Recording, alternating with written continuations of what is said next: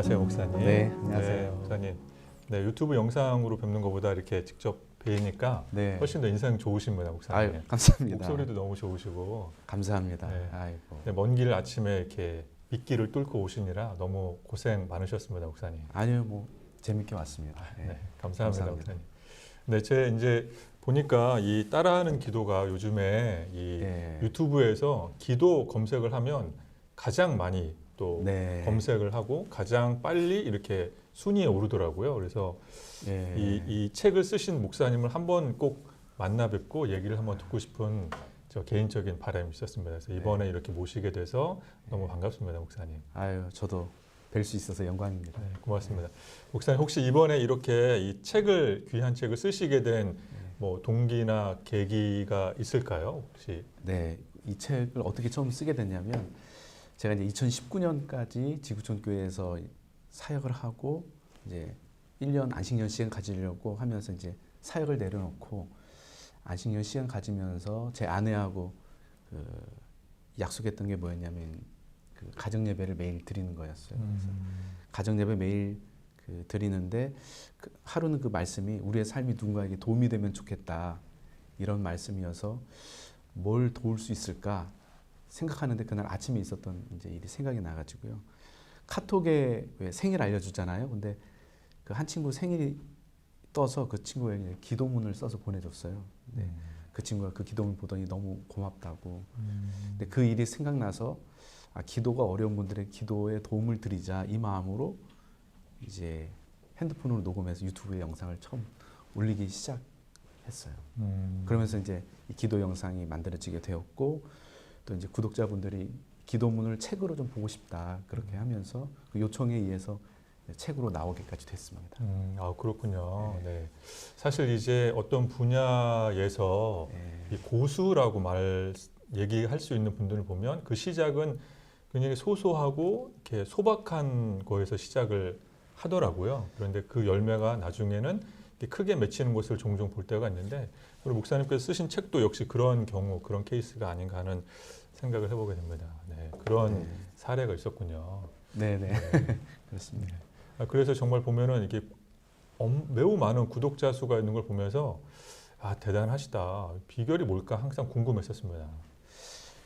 저도 그걸 모르겠어요. 네, 그냥 하나님이 그냥 필요에 의해서 잠깐 저를 이렇게 쓰시는 것 같아요. 도구로. 네. 그래서 제가 뭘 잘해서라기보다는 그냥 하나님이 필요에 의해서 이렇게 사용하시는 네. 시간인 것 같습니다. 네, 네. 제가 이어서 또 한 번 질문을 드리겠습니다, 목사님. 예. 그 저희 교회에 이제 중보 사역을, 기도 사역을 감당하시는 분들이 많이 계신데요. 예. 네, 그분들도 이제 기도를 하시다가 좀 이렇게 좀 벽에 부딪힐 경우가 사실 네, 좀 있습니다. 맞아요. 네. 네. 그래서 내가 하나님의 자녀라는 것을 알고 또 기도를 해서 응답을 주실 것을 믿고 기도했는데 응답이 없어서 예. 하나님이 정말 나를 사랑하실까? 내 기도를 듣고 계실까? 하는 그런 이제 궁금증과 낙담에 빠지시는 맞습니다. 분들이 종종 있거든요. 예, 이런 맞아요. 경우에는 우리가 어떻게 기도를 하면 좋을까요, 목사님? 맞아요. 우리가 기도했는데 응답이 없으면 참 이렇게 낙심이 되는 게 사실이고 또 기도했는데 응답이 없으면 말씀하신 것처럼 아, 하나님 나를 사랑하신 게 맞나? 이런 질문을 하게 되는 것 같아요. 근데 하나님께서 우리의 기도에 응답하시지 않는다는 것이 하나님이 우리를 사랑하지 않는다는 것이고 하나님이 계시지 않는다는 사인일까? 라고 한번 질문을 던져보면 저는 그건 아닌 것 같아요. 기도에 응답이 없다는 것이 하나님의 부재고 또 하나님 나를 사랑하지 않는다는 증거이기보다는 제가 지금 제 아들에게 한글을 가르치는데 받아쓰기를 매일 해요. 근데 받아쓰기를 가르칠 때는 이제 얘가 도와달라고 하면 잘 도와주는데 이제 받아쓰기 시험을 볼 때는 얘가 저한테 도와달라고 해도 제가 안 가르쳐 주거든요. 기다리죠. 근데 제가 얘가 저한테 알려달라고 도움을 요청하는데 제가 알려주지 않는다고 해서 제가 이 아이 옆에 있지 않는 것도 아니고 제가 이 아이를 사랑하지 않는 것도 아니죠. 제가 침묵하는 이유는 이 아이가 이 문제를 풀 수 있다고 믿는 것이고 이 과정을 통해서 이 아이가 한글을 배워가는 그 기회를 주는 거잖아요. 저는 하나님의 우리의 기도에 응답하지 않는 부분도 그런 부분이 있다고 생각해요. 기도 응답이 안 됐으면 하나님은 살아계시지 않으셔. 아니면 하나님이 날 사랑하지 않으셔. 이렇게 해석하기보다는 하나님께서 응답하지 않으시는 뭔가 이유가 있을 거다. 그리고 이때 필요한 게 전 믿음이라고 생각해요. 비록 지금 이 기도에 하나님이 응답해 주셨지 않으셨지만 하나님이 선하신 분이라고 믿고 이때 믿음을 사용해서 계속해서 기도하는 것이죠. 그 기도를 통해서 하나님께서 우리를 성장하게 하시고 또 성숙시켜 나가시는 거라고 저는 생각합니다. 그래서 하나님 기도 응답이 없다고 해서 하나님 계시지 않는 것도 아니고 하나님 나를 사랑하지 않는 것이 아니라 오히려 나를 더 신뢰하고 나를 기다려주는 시간이다. 이렇게 생각하면 좋지 않을까 하는 생각이 들어요.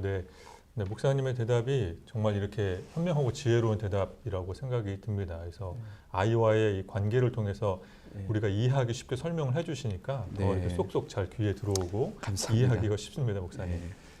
뭐 같은 연장선상의 이제 질문이겠습니다. 그래서 저희 중보기도 사역하시는 분들 중에 보면은 이제 기도 생활을 오래 하시고 또 기도 사역을 오랫동안 몇 년 동안 하시다 보니 때로는 기도 중에 이렇게 환상이나 또는 맞아요. 어떤 하나님의 특별한 응답, 인도하심이라고 생각하는 것들을 체험하시는 경우들이 있습니다. 맞아요. 그러면 우리가 이제 기도하다 보면 이런 일반적이지 않은 특수한 상황의 응답을 경험하다 보니 하나님이 이 기도 제목만큼은 응답해 주시겠구나라고 확신이 들어서 더 간절히 더 많은 시간을 들여서 공들여 기도했는데 결국에는 이게 현실에서 이게 열매로 맺어지지 않으면 더 낙담하게 될 수도 있잖아요. 네, 맞아요. 그래서 이제 질문이 무엇이냐면 이렇게 기도 중에 환상을 보거나 어떤 기도 중에 마음에 강한 확신이 생기거나 때로는 어떤 하나님 음성을 들을 수도 있고 이런 것들이 우리의 기도 생활에 도움이 될까요? 방해가 될까요? 목사님 생각은 어떠세요? 저는 도움이 된다고 생각하고요. 그분이 환상을 봤을 때 이게 하나님의 뜻이라고 믿고 확신을 가지고 기도한 건 전 너무 잘한 거라고 생각해요. 근데 결과적으로 봤을 때 아닌 거잖아요. 저는 그래도 괜찮다고 생각해요. 왜냐하면 기도는 하나님의 언어를 배우는 거잖아요. 근데 우리가 언어를 배울 때 한 번에 배우지 못해요. 많은 실수와 실패의 과정을 겪어서 언어를 배우잖아요. 그러니까 우리가 하나님과 소통하는 그 과정에서 하나님의 음성을 듣고 또 하나님 내게 말씀하시고 이런 것들이 있을 때 뭔가 사인이 있을 때 그걸 정말 하나님의 음성이라고 듣고 물론 이걸 하나님의 말씀과 하나님의 성품에 비춰봐서 하나님의 성품과 맞지 않는 거라면 이건 하나님의 음성으로 해석하면 안 되겠죠. 근데 하나님의 성품과 또 하나님의 말씀과 일치한다면 그 음성이 하나님의 음성이라고 믿고 확신하고 나가는 게 중요하다고 생각해요. 그런데 믿고 확신했는데 아닐 수 있어요. 근데 그게 그 과정을 통해서 시간을 거쳐서 점점 더 우리가 하나님의 음성을 듣는 법을 알아가는 거지 한 번에 딱 하나님의 음성을 알아듣고 환상을 우리가 한 번에 해석하고 그럴 수는 없다고 생각해요. 그러니까 우리가 하나님의 음성을 듣고 분별하는 부분을 실수하고 실패할 수 있는 기회를 우리한테 주는 것도 필요하고 또 이 과정을 통해서 점점 더 우리가 하나님의 음성을 듣는 법에 있어서 더 하나님의 음성이 분명해지고 선명해지고 확실해질 수 있는 과정이라고 생각해요. 그래서 저는 그렇게 하나님이 주신 사인을 받고 이게 하나님이 주신 사인이라고 믿고 확신을 가지고 기도한 건 전 너무 잘했다고 생각하고 틀렸다고 해서 낙심하지 않는 게 전 중요하다고 생각해요. 틀렸어도 이게 나는 이렇게 하나님의 음성이라고 생각했는데 아닐 수 있겠구나. 저도 최근에도 그런 경우도 있고 뭐 있는데 그렇다고 해서 제가 낙심하거나 나는 하나님 음성을 틀렸어. 왜 믿고 했는데 아니지라고 이거 기도해도 소용없나? 아니면 이런 사인을 이제 이건 의미 없는 건가? 이렇게 생각하지 않고 이번에 이런 걸 배우는 거죠. 이렇게 생각했는데 이게 아닐 수도 있네. 또 다음번에 또 하나님 주시면 또 그때 또 나름대로 확신을 가지고 기도하고 그러면서 점점 더 이제 하나님과 더 명확한 소통이 이루어질 수 있을 것 같아요. 네. 감사합니다. 그래서 우리가 기도 중에 때로는 어떤 특별한 응답이 있다 하더라도 성급하지 말고 과정 중에 있다는 거, 그리고 낙심하지 않는 거, 그게 중요한 포인트가 아닌가 생각을 합니다. 사실 우리가 응답이 금방금방 이루어지지 않으면 또 우리 눈앞에 보이지 않으면 낙심하기가 너무너무 쉬운데 이것이 맞아요. 과정 중에 있다는 거, 감사합니다. 또 이제 저희가 이런 질문도 있었습니다. 영혼 구원을 위해서 우리가 이제 기도를 하게 되잖아요. 맞아요. 우리가 중보 사역자이든 혹은 사역자가 아니든 우리가 주변에 있는 사람을 위해서 영혼 구원을 위해서 기도하는 것은 이제 신앙인의 기본 본분이어서 영혼 구원을 위해서 기도하는데 응답이 없고 여전히 그 대상자의 마음은 철옹성 같이 굳건하고 그러면 이제 이런 회의감이 드는 것 같습니다. 내가 정말 하나님의 영광을 위해서 기도하는 걸까? 아니면은 그냥 저 사람이 좋자고 그냥 저 사람이 좋아서 기도하는 걸까? 뭐 이런 의문점도 드는 것 같습니다. 그래서 예. 영혼 구원을 위해서 기도할 때 응답이 없다면 예. 우리는 어떻게 하면 어떻게 좋을지 되나요? 예, 맞아요. 질문을 드립니다. 저는 이제 그 중보기도 하는 데 있어서 가장 중요한 게 전 공감이라고 생각해요. 내가 기도하는 분의 그 마음에 공감하는 게 되게 중요한데 저도 그래서 상담을 하거나 누군가를 위해서 기도할 때 제일 먼저 하는 기도가 뭐냐면 하나님 오늘 제가 만나는 이분의 마음이 제게 느껴지게 해달라고.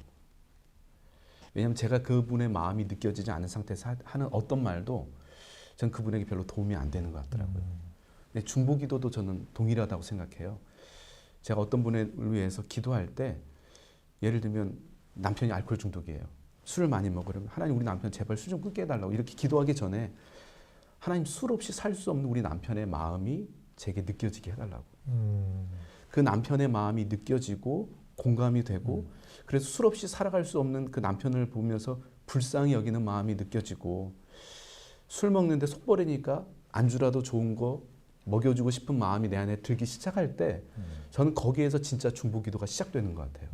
그러니까 저 사람을 바꾸려고 하기보다는 먼저 그 사람의 삶을 느끼고 그 사람의 마음과 아픔을 공감하게 해달라고 하는 기도를 먼저 드리는 것이 중요하고 그렇게 그 사람의 상대방의 또 기도하는 그 대상자의 마음이 느껴지기 시작할 때 거기에서 진짜 그분을 향한 진정성 있는 기도가 저는 시작되는 거라고 생각하고요. 그러면 기도가 내가 원하는 타임, 원하는 시간에 응답되지 않아도 제 마음의 동기가 그분을 불쌍히 여기는 마음이기 때문에 그분을 판단하고 정죄하는 마음이 아니라 계속해서 긍휼히 여기는 마음으로 기도를 이어갈 수 있는 것 같아요. 그래서 저는 중보 기도할 때 중요한 게 공감이 아닌가 그런 생각을 하게 됩니다. 네, 네, 맞습니다. 그래서 우리가 영혼 구원을 위해서 기도할 때 그분의 예. 상황과 감정과 여러 가지에 대해서 공감하는 것이 필요하다는 말씀. 예. 왜냐하면 네. 우리는 영혼 구원 생각할 때 믿기 싫다고 생각하는데요. 많은 부분들이 믿고 싶은데 안 믿어지는 분들도 계시거든요. 네, 맞습니다. 아니면 또 네. 믿었다가 상처받은 부분도 많이 계시고. 근데 맞습니다. 네. 그냥 안 믿는다는 그 메시지 하나로 그분은 신앙을 싫어하는 또 믿지 않으려고 한다고 우리가 판단하기보다는 왜 저분이 신앙을 거부할까? 저분이 신앙을 거부할 수밖에 없는 그 이유가 무엇인지 그러려면 그분에 대해서 알아야 되거든요. 왜 그런지. 그러려면 내가 전하기 전에 그분의 이야기를 더 들을 수 있게 되죠. 저는 거기에서 공감이 되고 그렇게 됐을 때 제가 어떤 기도를 해도 그 기도가 제 마음에서 진심으로 드려지고 또 그분도 저의 기도를 들었을 때 반감 없이 기도를 받아들일 수 있을 것 같아요. 네. 또 제가 이제 목사님과 얘기를 하다 목사님 이야기를 듣게 되니 예. 이제 그 상대방에 대해서 공감을 하다 보면 예. 결국에는 기도하는 그 본인의 신앙도 성장하지 않을까 하는 생각도 드네요. 네. 상대방에 대해서 공감을 하게 되면 자연스럽게 또 나의 인격과 신앙과 기도 제목들도 같이 동반 성장하지 않을까 하는 생각도 듭니다. 네, 그렇죠. 실은 저는 중보기도는 우리의 기도에서 가장 성숙한 기도라고 생각해요. 다양한 기도 중에서 그런 면에서 이제 우리가 성숙해가는 아주 좋은 그 영적 성장의 도구죠. 네, 중보기도. 네. 감사합니다. 그래서 우리가 영혼 구원을 위해서 기도할 때 그 대상자가 그냥 교회를 안 다니고 하나님을 모른다라고 하는 것에 대한 어떤 이렇게 구분을 지어서 이렇게 어떤 원망하는 마음과 응답되지 않은 것에 대한 실망에 빠지기보다 그냥 공감할 수 있는 거. 그럼 공감하다 보면 또 지금 당장 그분이 변화되지 않는 것 같더라도 우리의 기도 생활은 쭉 연장되지 않을까 하는 생각도 듭니다. 네. 나의 인격도 성장하고 또 결국에는 하나님께서 우리의 그 공감을 통한 진심 어린 기도에 응답해 주시지 않을까 하는 생각도 듭니다. 네, 맞습니다. 네. 또 이런 질문도 있습니다. 하나님께 이제 우리가 속하는 삶을 살아야 한다는 거, 하나님이 전부라고 하는 고백 가운데 이제 하나님만 의지하며 살아야 되는 것을 우리가 이제 머리로는 알지만 또 우리가 실제 삶에서 살다 보면 이게 하나님보다는 여러 이렇게 물질적인 가치관, 또 세속적인 가치관, 세상의 유흥들이 더 달콤해 보일 때가 많이 있잖아요. 네, 그렇죠. 마치 이게 선악과 에덴 동산에서 맞습니다. 선악과가 못생겨 보이고 막 희귀하게 생긴 뭐 괴상하게 생긴 게 아니라 맞아요. 보암직도 하고 먹음직해서 따먹을 수밖에 없는 것처럼 네. 우리가 하나님을 의지해야 되는 걸 알지만 그러나 이제 세상과의 싸움에서는 우리가 사실 늘 승리하는 거는 참 어려운 것 같습니다. 맞아요, 맞아요. 그럴 때 우리에게 필요한 어떤 믿음의 기도가 있다면 네. 어떤 게 있을까요, 목사님? 저는 우리는 절대 혼자 싸워서 세상을 이길 수 없다고 생각해요. 우리가 세상을 이기기 위해서는 같이 싸워야 되거든요. 함께 해야 저는 우리가 세상을 이길 수 있다고 생각해요. 근데 우리가 함께 할 수 있는 그 방법이 뭐가 있냐면 저는 그 교회라고 생각해요. 하나님께서 우리가 혼자 싸워서 세상을 이길 수 없기 때문에 우리에게 남겨주신 유산이 저는 교회라고 생각하거든요. 교회에서 같이 예배드리고 같이 기도하고 같이 하나님을 고백하고 같이 하나님께서 하신 일들을 나누면서 우리가 세상을 싸워 이길 수 있는 그 힘을 얻게 되는 것 같아요. 왜냐하면 우리가 항상 성령 충만할 수는 없거든요. 맞습니다. 근데 세상은 언제나 우리를 공격하죠. 그러니까 우리가 성령 충만할 때는 세상이 공격해도 버틸 수 있는데 내가 성령 충만하지 못할 때 그때는 세상의 공격 앞에 우리가 쉽게 무너지는 것 같아요. 근데 우리가 개인이 아니라 공동체로 함께 있으면 내가 힘이 없어도 옆에 힘이 있는 분들이 저를 버텨주고 지켜주기 때문에 그 힘으로 우리가 지속적으로 세상과 싸워 이길 수 있지 않을까 하는 그런 생각이 들어요. 그래서 사람 누구랑 같이 있느냐가 굉장히 중요한 것 같아요. 세상에 속한 사람하고 같이 있으면 우리도 세상에 속해지게 되는 거고 세상을 바꾸는 사람하고 같이 있으면 우리도 세상을 바꾸는 삶을 살게 되는 것 같아요. 그래서 저는 이런 모임, 또 교회에서 드리는 예배, 기도, 또 소그룹, 셀 모임 이런 같이 기도할 수 있고 같이 하나님을 고백할 수 있는 사람을 만나서 거기에서 우리가 힘을 얻어서 기도할 때 전 세상을 이길 수 있지 않을까 하는 생각이 들어서 세상을 싸워 이기는 기도는 저는 합심 기도라고 생각해요. 같이 모여서 기도하는 거, 네. 함께 기도하는 거. 이게 우리를 세상과 싸워 이기게 할 수 있지 않을까 그런 생각이 듭니다. 네. 네, 아주 질문에 대한 답이 명쾌하다고 생각이 듭니다. 그래서 우리가 세상 속에서 넘어지고 싶고 또 네. 쉽게 유혹에 빠질 수도 있는데 그럴 때마다 우리에게 필요한 믿음의 기도는 합심 기도이다라는 대답을 들었습니다. 네. 네. 사실 우리가 어떻게 보면은 이제 교회 안에서 이렇게 풀타임으로 사역을 하다 보니 교회 밖 세상에서 이렇게 고분분투하시는 일반 성도님들, 교우님들의 삶의 그 현주소를 잘 모를 때가 많이 있거든요. 네, 그럴 때마다 목회자들은 잘 이해하지 못한다 할지라도 교회에서 믿는 분들과 함께 같이 기도하는 거, 네. 그 합심 기도가 믿음의 기도다라고 하는 네, 우리 명쾌한 대답을 들었습니다. 네.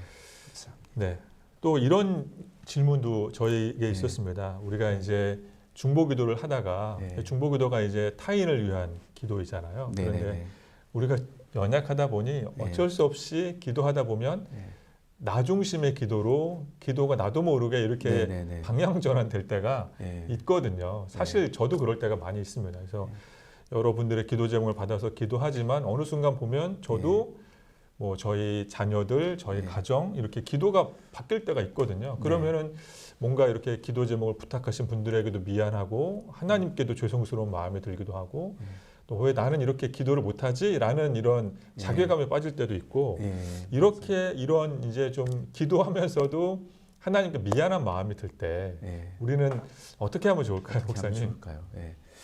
저는 기도를 하는 것 때문에 저는 죄책감을 가질 필요는 없다고 생각해요. 오히려 우리가 죄책감을 가지려면 기도하지 않는 걸로 우리가 죄책감을 가져야지 우리가 하는 기도가 조금 잘못될 수 있고 조금 이기적이라고 해서 저는 우리가 그 뭐라 할까 죄책감을 갖거나 나는 왜 기도의 사람이 되지 못할까 일단 이렇게 자신을 자책하고 정죄하지 않는 마음이 중요한 것 같아요. 왜냐하면 사람이 내가 배가 고프면 먹을 걸 나눠주기가 되게 어려운 것 같아요. 근데 내가 배부르잖아요. 먹을 걸 나누기가 상대적으로 쉬운 것 같아요.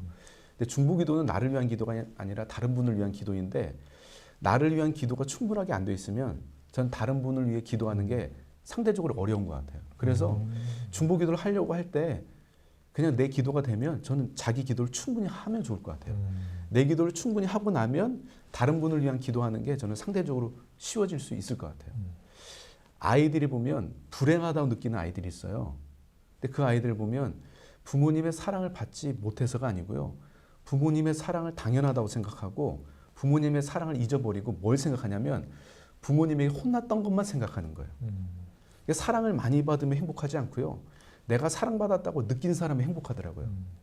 근데 우리도 마찬가지인 것 같아요. 우리는 하나님의 사랑을 많이 받았는데 그걸 머리로는 아는데 실제로 우리의 전인격적으로 하나님의 사랑을 우리가 느끼지는 잘 못하거든요. 근데 하나님의 사랑을 충분하게 우리가 느끼면 그러면 다른 분을 위해 기도하는 게 저는 훨씬 쉬워질 것 같아요. 그래서 우리가 하나님의 사랑을 받았다는 걸 느끼고 체험하는 그 기도가 저는 감사 기도인 것 같아요. 감사를 하다 보면 아 내가 하나님께 이런 사랑을 받았구나라는 그 마음의 풍성함이 있다 보면 그러면 제 기도가 아닌 다른 분을 위해 기도하는 게 좀 쉬워지지 않을까. 그래서 그냥 먼저 자기를 위한 기도를 충분히 하면 좋겠다. 그리고 또 하나는 감사의 기도를 먼저 충분하게 하고 나면 다른 분을 위해서 중보하는 기도가 조금은 더 쉬워지지 않을까 그런 생각을 해봅니다. 네, 네. 역시 또 이렇게 명쾌하게 대답을 해주셨습니다. 우리가 기도하다 보면 예. 남을 위한 기도를 시작을 했지만 나라와 민족을 위해서 기도를 거창하게 시작했지만 어느 순간 가족을 위해서 자녀를 위해서 나를 위한 기도로 바뀌는 것에 대해서 예. 미안해하거나 정죄감을 갖기보다는 충분히 나를 위한 기도를 하고 또 감사 기도를 통해서 또 영혼을 품는 마음의 준비를 하고 또 그러면서 기도를 이렇게 타인을 향한 기도로 자연스럽게 이렇게 흘러갈 수 있도록 그런 기도의 방향성에 대해서 또 이렇게 우선순위에 대해서 아주 명쾌하게 잘 설명을 해 주셨습니다.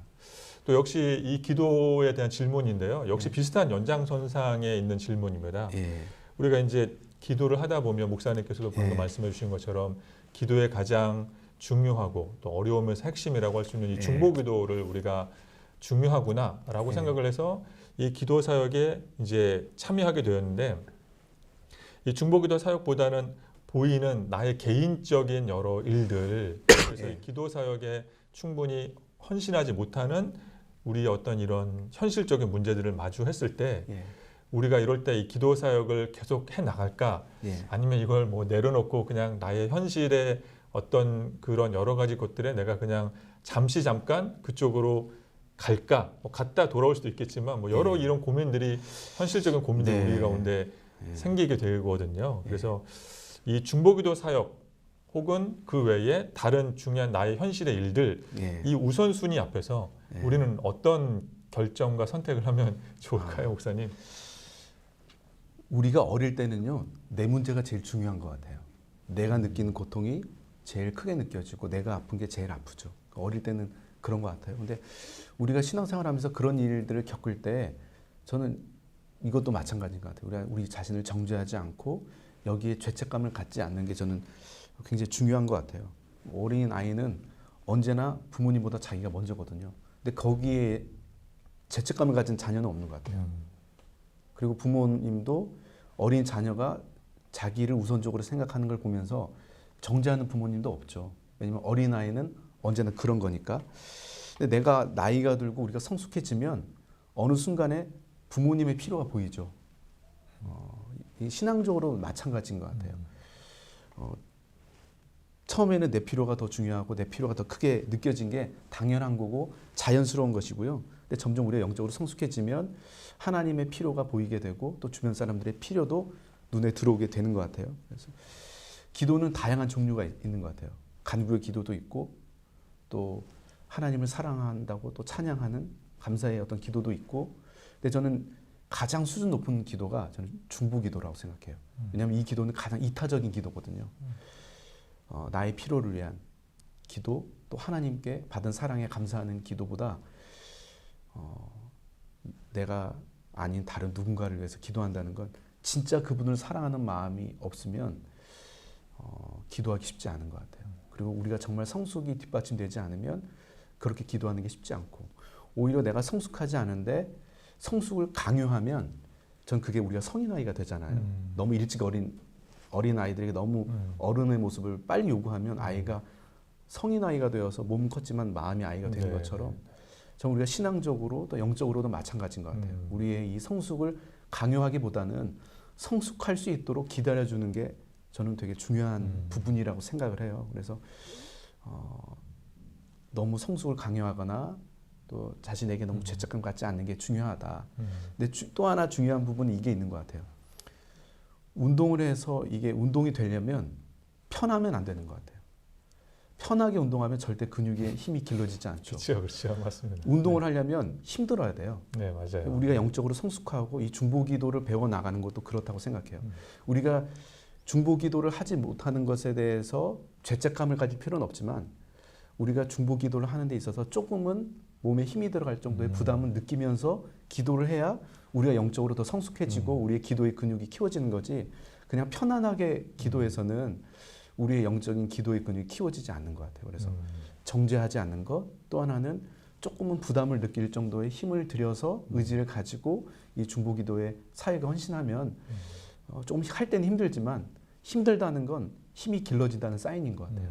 그래서 그 균형을 잘 잡는 게 중요하지 않을까 하는 생각이 듭니다. 네, 네. 너무 쉽게 설명해 주셨습니다. 역시 또 아이의 비유를 통하여서 우리가 다 이렇게 느끼고 이해하기 쉽게 설명을 해 주셨습니다. 그래서 아이가 뭐 자기 중심적으로 삶을 살아도 이게 정죄감을 느끼지 않고 부모님도 또 아이를 심하게 꾸중하지 않는 것처럼 우리가 중보기도 또 내 현실의 문제 우선순위에 있어서 어떤 선택을 하든 하나님은 우리를 정죄하지 않으신다는 것. 네. 그러면서 동시에 이 기도한다는 것이 때로는 부담이 있을 수 있지만 이것이 자연스러운 현상이라는 것에 대해서 말씀해 주셨습니다. 그래서 기도하면서 힘이 드는 것은 운동하면서 힘이 들어야지만 근력이 생기는 것처럼 기도하면서 드는 이 부담과 힘이 드는 것은 우리에게 좋은 영적 성장의 열매로 맺어지게 된다는 귀한 말씀을 해 주셨습니다. 감사합니다, 목사님. 네. 목사님 또 어쩌면 이제 저희 교회 오셔서 이렇게 질문에 대해서 대답해 주시고 또 좋은 말씀 전해 주실 기회가 많지는 않을 것 같은데요. 혹시 뭐 저희 교회 기도 사역을 하시는 분들 또 기도하는 많은 분들을 위해서 이렇게 좋은 뭐 마지막 코멘트, 인사 말씀 해주신다면 뭐가 있을까요, 목사님? 전 기도는 그 세상을 바꾸는 일이라고 생각합니다. 절대 세상은 실력에 의해 바뀌지 않고 돈에 의해 바뀌지 않고 저는 기도하는 사람들에 의해서 세상이 바뀐다고 생각하거든요. 저는 그 중심에 기도하는 여러분들이 있다는 걸 기억하고 이것이 정말 귀하고 의미 있는 일이라는 걸 기억하면서 보람을 느끼고 또 자부심을 가지고 이 기도의 사역을 계속 할 수 있기를 또 축복해드리고 싶습니다. 너무 잘하고 계시고 응원해드리고 싶고 또 박수 쳐드리고 싶습니다.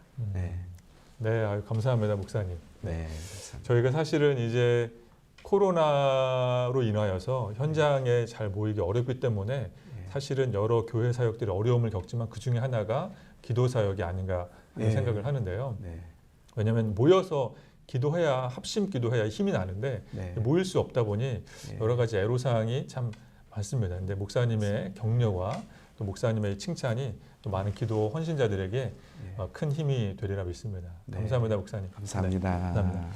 네, 저희가 이제 2021년 중보기도 부흥회 우리 장재기 목사님과 함께 기도에 대한 여러 가지 질의응답하는 시간을 가졌습니다.